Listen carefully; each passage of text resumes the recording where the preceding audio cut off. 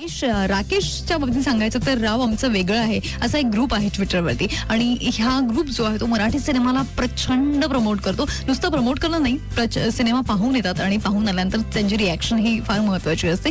सध्या आपण त्यांच्याशी बोलूयात कारण मुंबई पुणे मुंबई 2 त्यांनी किती जणांनी पाहिलाय कळेल तुम्हाला. FM बोलतो रेडिओ सिटी 91.1. राकेश, सगळ्यात आधी दीपावलीच्या तुला खूप खूप शुभेच्छा आणि अभिनंदन की तुम्ही फॅन्स म्हणजे खरंच यार लय भारी फॅन्स आहात. थँक्यू. तुला पण दीपावलीच्या खूप खूप शुभेच्छा. मुंबई पुणे मुंबई 2 हा सिनेमा जो आहे तुम्ही 180 जणांनी एकत्र पाहिला.